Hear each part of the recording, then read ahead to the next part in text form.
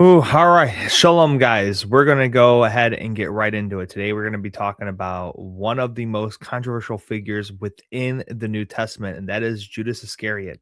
The reason why he's so controversial is because this man literally walked, ate, hung out with the Master, the Messiah, the one who came to die for us. And this legendary person, the Messiah, Jesus, Yeshua himself, was then betrayed, which is one of the most craziest things to even think about, for someone to be with you, watching you do these miracles and these amazing things, yet still betray you at the end of it. And yes, this was prophesied through the Old Testament, and we see in the New Testament where these Old Testament references are. I get all that, but it's still, this character is just so insane to me, to betray the Lord and the Master himself for 30 shekels of silver, for money. Money is still greater than eternal life. It's just one of those astounding things to even just really think about. Now, in this video, what we're going to do today here is we're going to focus on the last part of Judas Iscariot, and there are some contradictory things that seem to be going on within the Gospels. I want to bring clarifications and make sure that the Gospels harmonize with each other of what exactly is going on here, so that we can take a deeper dive, better look at what to expect. Now, if you guys can, let me know in the comments below, because this question always comes up regarding Judas Iscariot. Do you believe that he has a chance to receive everlasting life through Yeshua? Do you believe he's going to be part of the resurrection? Or do you believe what he has done permanently kicks him out of even thinking that he can be part of these things, receiving any of the treasures that are in heaven? Do you believe that he's already damned and has basically punched his ticket to be in the lake of fire for all eternity? So if you can, let me know in the comments below. But let's not waste any more time. Let's go right into this, the fate of Judas Iscariot. And the first, we're going to look at Matthew chapter 27, verses 3 through 10. And this is what it says. Then when Judas, who had betrayed him, saw that he had been condemned, he felt remorse and returned the 30 pieces of silver to the chief priests and the others, saying, I have sinned by betraying innocent blood. But they said, what is that to us? You shall see to it yourself. And he threw the pieces of silver into the temple sanctuary and left. And he went away and hanged himself. The chief priests took the pieces of silver and said, it is not lawful to put them in the temple treasury, since it is money paid for blood. And they conferred together, and with the money bought the potter's field as a burial place for strangers. For this reason, that field has been called the field of blood to this day. Then that which was spoken through Jeremiah the prophet was fulfilled, quote, and they took the 30 pieces of silver, the price of the one whose price has been set by the sons of Israel, and they gave them the potter's field, just as the Lord directed me. All right. Now, when Iscariot saw that the council had condemned Yeshua and sent him to Pilate, he realized his guilt and felt remorse. Now, sometimes later, possibly the same day, perhaps even a few days later, he went to the temple seeking an audience with Annas and Caiaphas. He tried to exonerate himself, saying, I have sinned by betraying innocent blood. He tried to return their money, hoping to rid himself of the responsibility for the betrayal by refunding the priests. Now, in view of his remorse, one wonders what Iscariot wanted to accomplish by betraying the master in the first place. Why was he surprised to learn that the council of Caiaphas had condemned Yeshua? Had he not been his plan all along? Now, perhaps Iscariot harbored zealous sympathies. He had hoped Yeshua would lead a popular revolution against Rome. Perhaps he imagined that he might force the master to initiate an uprising. Now, whatever twisted human logic lies behind Iscariot's actions, the gospel writers saw the devil at work in the man. Now, for more of this, please pause the video and go read Luke chapter 22, verse 3. John chapter 6, verse 70, chapter 13, verse 2, and chapter 13, verse 27. Both those gospel accounts bring a little more light to what the Hasatan was doing with him. Now, as he listened to the whispering tongue of the adversary, he let Satan's lies confuse his mind. He allowed the talons of the evil one to close around his capacity for reason. Now, once he finished the dirty work, the spell broke, and he saw what he had done. Now, Ananias and Cephas refused the money. As Iscariot confessed his guilt, they replied, quote, "What is that to us? See to that yourself." Matthew 27:4.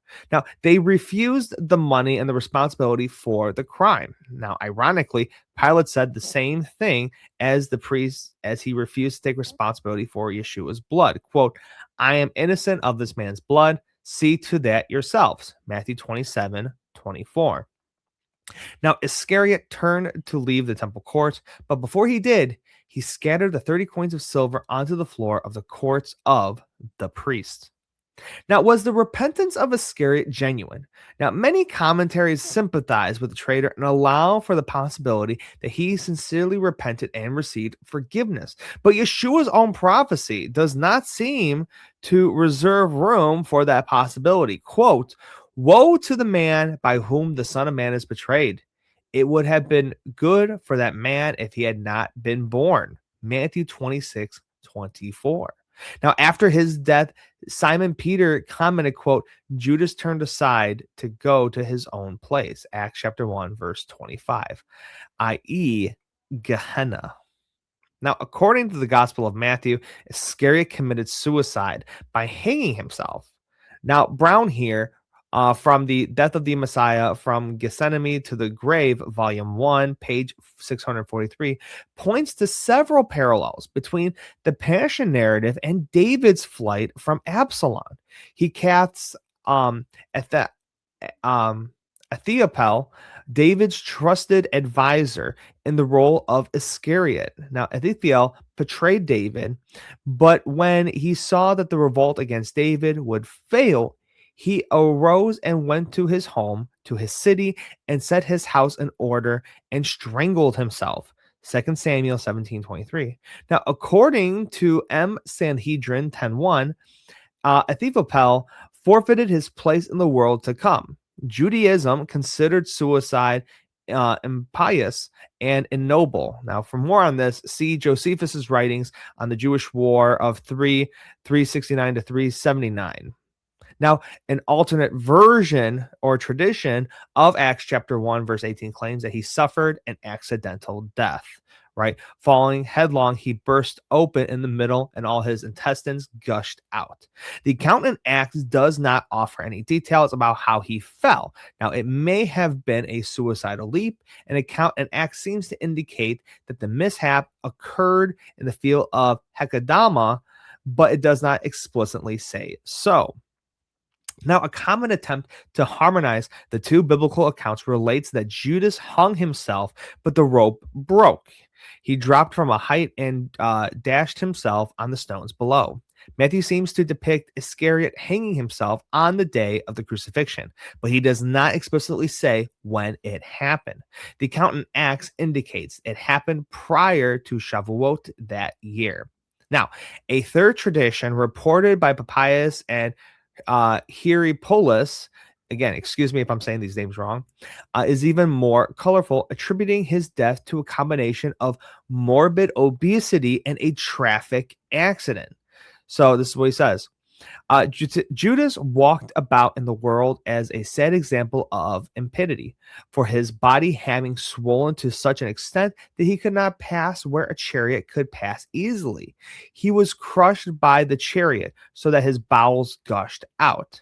Now, Papias' exposition on the sayings of the Master, one volume, as quoted by Apollinaris of Laodicea. The tradition reported by Papias comes closer to the Acts version than the Matthew version of Iscariot's death, but it need not to be taken seriously. It represents an apostolic era hyperbole, such as those commonly encountered in Talmudic literature. Iscariot may have been overweight. The tradition sounds like an oral anecdote that may have originally circulated among the early believers as a joke. Now, how fat was Iscariot? Iscariot was so fat that a longer version of the same saying expounds on the grotesque even further. Judas walked about in this world as a sad example of impidity, for his body having swollen to such an extent that he could not pass where a chariot could pass easily. Indeed, not even his enormous head could do so. His eyelids were swollen, they say, so much that he could no longer see the light at all, nor could his eyes be seen, even when examined by an optician's instrument, for they sank deep below the outer surface. His privates were hung and disgusting to behold to an extent beyond shameful. Plus, the worms poured out of every part of his body to his embarrassment, even as he revived himself after enduring so many tortures and punishments. They say his life came to a close on his own field, and his field has been deserted and uninhabited to this day because of the smell.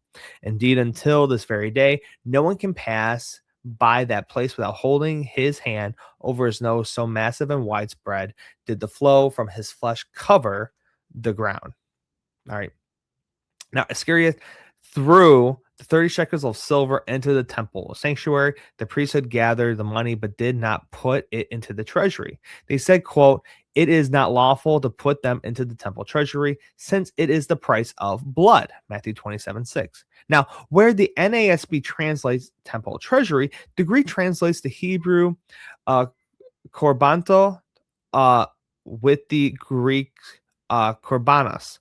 The DHE translates Aran ha-Korban, that is the Korban box.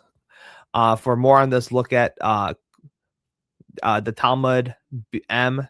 Shekelim 6.5 and Josephus Jewish Wars 2, 175. And it refers to the sacred temple treasury, which is called Korban. The law of which they referred must have been an extension of Deuteronomy 23:18, which says, "You shall not bring the hire of a harlot of the wages of a dog into the house of the Lord your God for any votive offering, for both of these are an abomination to the Lord your God." Again, that verse is Deuteronomy 23:18. Now, in the view of the high priest and the gospel writers, Iscariot hired himself out like a prostitute when he betrayed the master for money. They could not allow the tainted money to be used for the holy purposes. Now, the priests gathered the money and used it to purchase a tract of the land outside of Jerusalem called the Potter's Field, which they used as a burial place for strangers. Now, who were these strangers? Four meanings are possible. They were either pagan Gentiles, God-fearing Gentiles, proselytes, or Jewish visitors to Jerusalem, i.e., non-residents. Now, Liechtenstein gives a commentary on the New Testament on Matthew 27:8, and he points to 2 Kings 23:6, which has the graves of the commoners in the Kidron Valley. The apostolic community referred to the burial plot as Field of Blood because the priesthood purchased it with the blood money. Matthew does not say that the priesthood buried Iscariot in that field, but a later apostolic tradition identifies it as the place of his death. Now, according to the tradition reported in the Acts of the Apostles, Iscariot did not return the silver. He himself used it to purchase a field outside of Jerusalem. After Iscariot's gory death, the residents of Jerusalem referred to the field by the Aramaic name Hakedama or Hakadama, that is, field of blood. The traditional site of the field is near the spot where the three valleys of Jerusalem, the Kidron, the Tyropoeon, and the Hinnom, meet in the southeast of the city. Now, in the days of the prophet Jeremiah, the area may have been the potter's quarter in Jeremiah 19, 1 through 2. Now, in the story of the fate of Judas, Matthew alludes to the story of Jeremiah, the prophet purchasing a field in his hometown of Ananoth, Jeremiah 32:6. Now, Matthew combines two passages, one from Zechariah and one from Jeremiah, to reveal clues in the prophets about Judas, Messiah, and 30 shekels, and the purchasing of the potter's field. Matthew 27:9-10 reads, "Then that which was spoken through Jeremiah the prophet was fulfilled," quote, "and they took 30 pieces of silver and the price of the one whose price has been set by the sons of Israel, and then they give him the potter's field as the Lord directed me." Now, this is the last of Matthew's 10 formalic fulfillment quotations that we read within the book of Matthew. Now, the name Potter's Field alludes to Iscariot casting the 30 pieces of silver into the sanctuary as a prophecy in Zechariah 11:13. Throw it to the potter, so took the 30 shekels of silver and threw them into the potter into the house of the Lord. What is the potter of the house of the Lord? Now, many scholars believe that the original Hebrew of Zechariah 11:13 reads treasury or otsar instead of potter, which is yatsur. That reading seems consistent with the mention of the temple treasury in Matthew 27:6. Matthew, or his source, may have been aware of an alternate reading of the Hebrew. Now, Matthew attributes the prophecy to Jeremiah, but the content that he quotes comes from Zechariah. Quote, so they weighed out 30 shekels of silver as my wages. Then the Lord said to me, throw it to the potter, that magnificent price at which I was valued by them. So I took the 30 shekels of silver and threw them to the potter in the house of the Lord. Now, most scholars assume that this embarrassing gaffe in Matthew is simply the result of the gospel writer accidentally providing the wrong name. Others suggest that Matthew may have had an alternate text of Jeremiah. Now, for example, the text of Jeremiah found in the Qumran is shorter than the Masoretic text version. Now, Jerome, which is commentary on Matthew 4, on 27:9 claimed to have seen an altered version of Jeremiah among the Nazarenes. The Eusebius, Proofs of the Gospel 10:4, speculates a Jewish corruption of the text or a scribal error. But as this passage is not found in the prophecy of Jeremiah, you must consider whether it is supposed that they have been removed through an evil intention, or whether there has been an error in copying through the mistake of some careless transcriber of the Holy Gospels who wrote Jeremiah instead of Zechariah. Now, not all manuscripts of Matthew contain the name. Now, Lichtenstein, commentary on the New Testament on Matthew 27:9, settles for a scribal error. Now, as he says this, the passage Matthew quotes does not appear in Jeremiah. Instead, it appears to be an abbreviated version of a longer citation that may have originally contained material for both Jeremiah and Zechariah. Hagner here suggests that, quote, the Zechariah and Jeremiah passages in question were already associated by the early church and perhaps conflated in a collection of testimonial under Jeremiah's name, which Matthew made use of. For more on that, look at Hagner's Matthew 14-28, page 815 of that. Now, Brown here, The Death of the Messiah from the Gethsemane to the Grave, page 651, agrees, quote, the simplest explanation and the most plausible is that in 27:9-10 of Matthew's Gospel, is preceding mixed citation with the works both taken from Zechariah and Jeremiah, and that it refers to that combination by one name. Now, the naming of Jeremiah, but not Zechariah, follows a Jewish practice in composition, quotation, and makes mention of the prophet whose writing a reader's mind might not be drawn out because of the subtlety of the allusion. That says from Robert Gundry from Matthew, a commentary on his literary and theological art. Now, Matthew's apostolic source probably contained a midrash that linked Zechariah 11:11 and Jeremiah 32:8 by means of an identical Hebrew phrase that they both share. The exact phrase appears only in two passages, forging a strong gezerah sava or verbal analogy. Now, for similar examples, see Mark 1:2-3 and 12:30-31. So within Jeremiah 32:8, it says, then I knew that this was the word of the Lord. Zechariah 11:11, they will know that this was the word of the Lord. Now, the original Midrash might have been too long for the writer Matthew to incorporate the whole of it into his gospel. The writer may have known the Midrash either as an oral tradition of the apostolic community or as a written source. In either case, the author of the Gospel of Matthew clipped part he needed, dropping the Jeremiah material, but by doing so, he inadvertently made it sound as if he ascribed the Zechariah passage to Jeremiah. Now, if so, the original Midrash may have sounded similar to this. Quote, "It is written in the prophet Jeremiah 32:8 that you have the right of possession and the redemption is yours. But it for yourself, you who is this, who owns the right to possess the right to redeem the Messiah, son of David. And with what does he purchase? He buys it for himself with the 30 shekels of Judas. For Jeremiah says in 32:8, then I knew that this was the word of the Lord. I bought the field and it weighed out the silver.